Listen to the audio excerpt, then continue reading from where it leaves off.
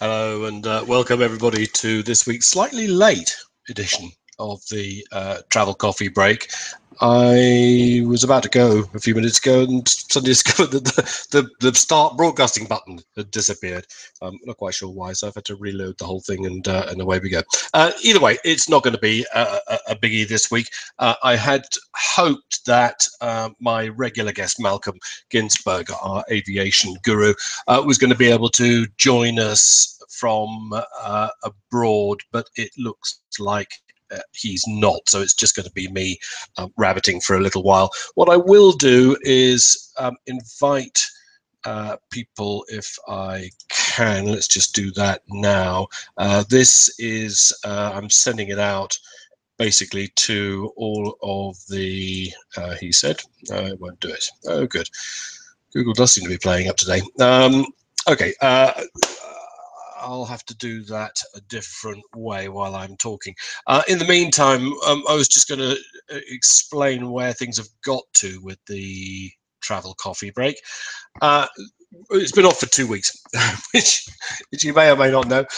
That's because the week before last, I was out in Amsterdam, and then last week I was away in Tenerife. And I did say that what I would probably do is try a couple of, if possible, pop-up hangouts while I was out, but if not, then some periscopes, and that's indeed what I did. The week before last was very interesting, and if you want to find out about it, then there is a source, he said, looking for, there we go, you should be able to see the screen now.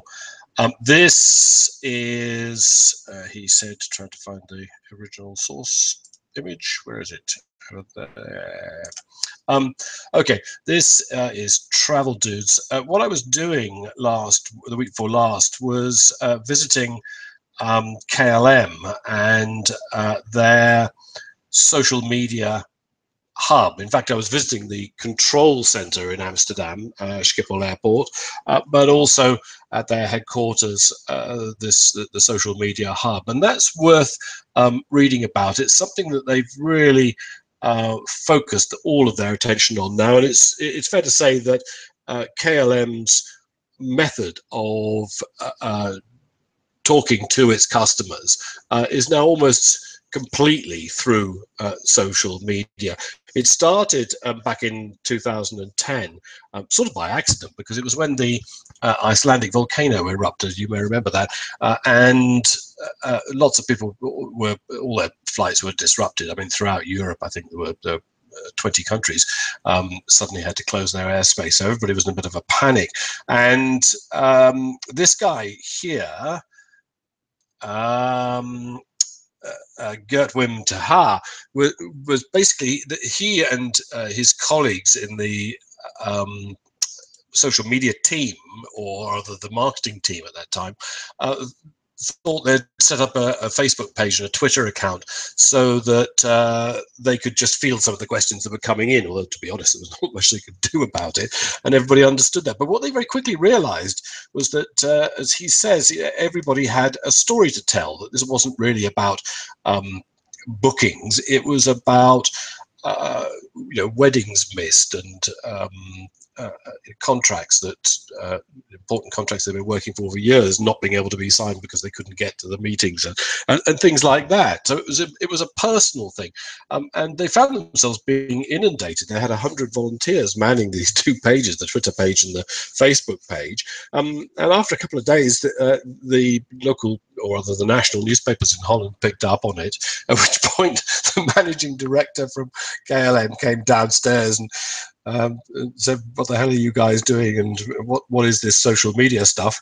And that was really where it all kicked off. And now they have, well, where's the statistics now, 5 years on, social media team of agents numbering close to 200, working in shifts of 24 hours a day, 365 days a year, respond in 14 languages in less than an hour. That's the target. They're trying to get it down to 30 minutes at the moment, to between 70 to 90,000 messages a week on a range of social media platforms, including Instagram, LinkedIn, and Sino Weibo and WeChat for China, Kontakt for Russia, and Kakao Talk for South Korea.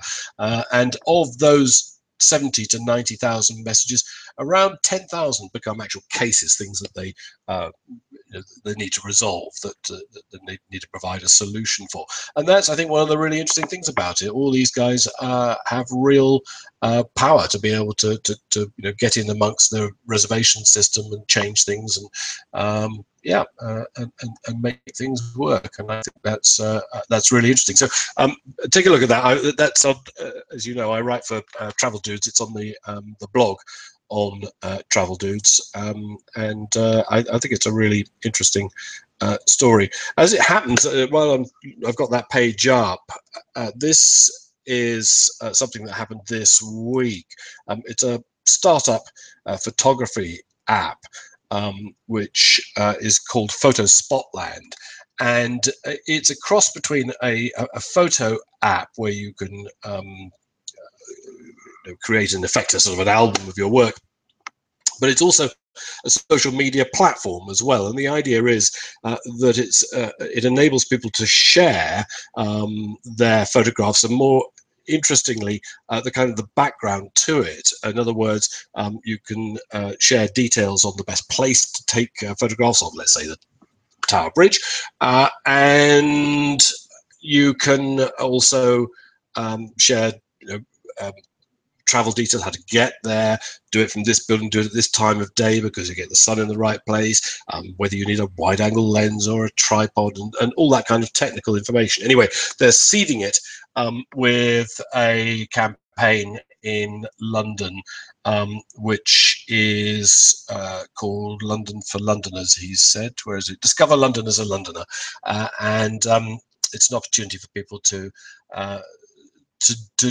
do that, to post their best photographs and share ideas. And there's also, needless to say, there's a number of prizes. I think there's some cameras up for as prizes, but there's also a holiday in Sicily that's up for a prize. So take a look at that as well. With Malcolm not here, we can't talk about the stuff on his newsletter for this week. Interesting what he has to say about the recent near disaster in Las Vegas with British Airways. They had an aircraft that suddenly burst into flames, and everybody had to get off. And we're waiting now to hear what the report on that and what the causes were and what the implications were. But Malcolm makes the point that there's no sort of there's no standard really on we think there is, but there's no real standard on the way that the safety checks are done. He says, well, apart from anything else, they should be done before the plane even starts moving, and also often that's not the case. But this thing was a very close run because it actually started on the ground, and they were able to get off on the ground, but a few minutes later they would have been airborne, and that would have been a very different story.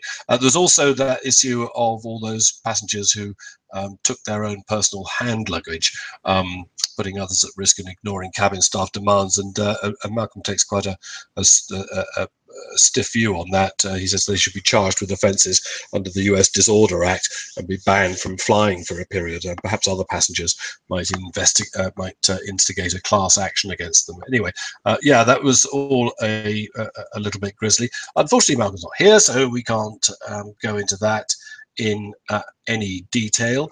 Now, I did send out that link a moment ago. I'm just wondering whether anybody, I can't see, let's just get this back to me. Where are we? There we go.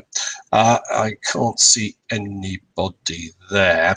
So I could prattle on for a little while longer, but probably my feeling is the best thing to do is to leave this. I will get this better organized for next week, and we'll get some guests in and have a proper topic and do a lot of preview publicity. I'm sorry about it. I just got caught out this week. It suddenly dawned on me, oh lords, it's Wednesday. Oh my god, I got to do a hangout. So it's amazing how lackadaisical you can get about this after, I've been doing this for 3 years now, so after a while. So I'm going to leave it there, I think, and we'll do it much better, I promise, next week. Okay, bye for now.